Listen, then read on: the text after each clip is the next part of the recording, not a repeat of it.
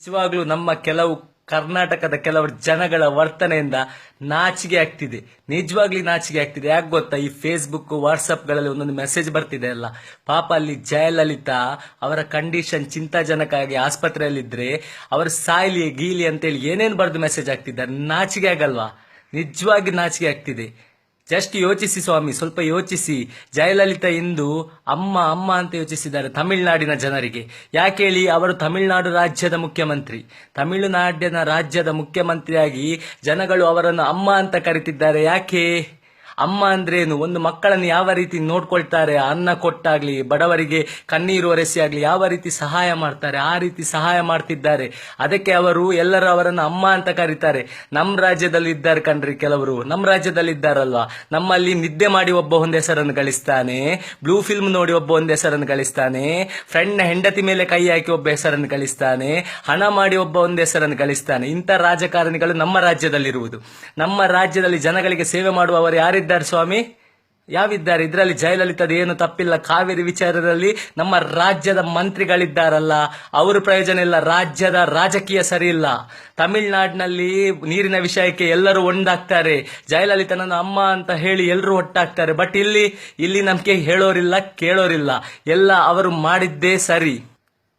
ಯೋಗ್ಯ ಅಂತ ಕಳಿಸ್ಕೊಳ್ಳೋ ಒಬ್ಬ ನಾಯಕ ಇದ್ದಾನೇನ್ರಿ ರಾಜ್ಯದಲ್ಲಿ? ಈಗ ಒಬ್ಬ ನಾಯಕ ಇದ್ದಾನಾ ರಾಜ್ಯದಲ್ಲಿ?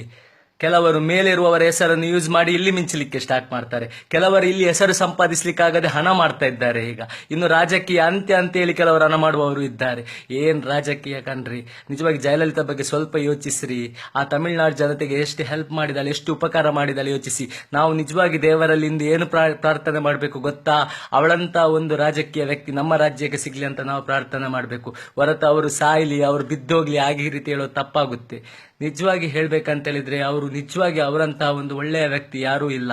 ಇದರ ಮೊದಲು ನಾವು ಏನೇನು ಬರೆದು ಹಾಕಿರ್ಬೋದು ಅಥವಾ ಏನೇನು ಚಿಂತನೆ ಮಾಡಿರ್ಬೋದು. ಬಟ್ ಇಂದು ಅದರ ಬೇಜಾರು ಇಂದು ನಮ್ಗೆ ಆಗ್ತಿದೆ. ಯಾಕೆ ಗೊತ್ತಾ? ಅವರು ಮಾಡಿರೋ ಸೇವೆ ಜನಗಳನ್ನು ನೋಡಿ. ಇಂದು ಆಸ್ಪತ್ರೆಯ ಮುಂದೆ ನಿನ್ನೆ ರಾತ್ರಿಯಿಂದ ಇಷ್ಟು ಜನ ಸೇರಿದ್ದಾರೆ.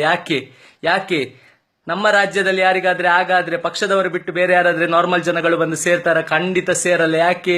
ಇವರು ಸಂಪಾದಿಸಿರೋ ಹೆಸರಿದೆ ಅಲ್ಲ ಇವ್ರದ್ದು, ಯಾವ್ಯಾವ ಕರ್ಮ ಕೆಲಸಗಳಿಗೆ ಸಂಪಾದಿಸಿದ್ದಾರೆ ಆ ಹೆಸರಿನಿಂದ ಅಷ್ಟೇ. ಮತ್ತೆ ತಮಿಳುನಾಡಿನಲ್ಲಿ ಒಂದು ರಾಜ್ಯದ ಜನರಿಗೆ ಯಾವುದಾದ್ರೂ ಒಂದು ಫೆಸಿಲಿಟಿ ಬಂದ್ರೆ ಅದು ಮನೆಗೆ ಸಾಕ್ತದೆ. ಇಂಥ ಫೆಸಿಲಿಟಿ ಇದೆ ಗವರ್ಮೆಂಟ್ ಇಂದ, ಇಂಥ ಸೌಲಭ್ಯಗಳಿದೆ ಅಂತ ಮನೆಗೆ ಪ್ರತಿಯೊಬ್ಬ ರಾಜಕಾರಣಿ ಕರೆದುಕೊಂಡು ಪ್ರತಿಯೊಬ್ಬ ಮನೆಯವರಿಗೆ ಅವರಿಗೆ ಆ ಸೌಲಭ್ಯ ಸಿಗುವಂತೆ ಮಾಡ್ತಾರೆ. ಆದ್ರೆ ನಮ್ಮ ರಾಜ್ಯದಲ್ಲಿ ಏನಾಗ್ತಿದೆ, ನಮ್ಮ ರಾಜ್ಯದವರಿಗಿಂತ ಯಾವ ಸೌಲಭ್ಯಗಳು ಸಿಗ್ತಾ ಇಲ್ಲ. ಯಾವನ್ನು ಮನೆಗೆ ಬಂದು ಹೇಳುವ ವ್ಯಕ್ತಿ ಇಲ್ಲ, ಅದನ್ನು ಜನರಿಗೆ ಪ್ರಚರಿಸುವವರು ಯಾರೂ ಇಲ್ಲ. ಇಲ್ಲಿ ನಡೆಯುತ್ತಿರುವುದು ಬರೀ ಮೋಸದ ರಾಜಕೀಯ ಅಷ್ಟೇ, ಬರೀ ಮೋಸದ ರಾಜಕೀಯ. ಇದು ಬದಲಾಗುವ ತನಕ ನಮ್ಮ ರಾಜ್ಯ ಖಂಡಿತ ಉದ್ಧಾರ ಆಗಲು ಸಾಧ್ಯವಿಲ್ಲ. ದಯವಿಟ್ಟು ಇಂಥ ಕೆಟ್ಟ ಪೋಸ್ಟಿಂಗ್ಗಳನ್ನು ನಿಲ್ಲಿಸಿ.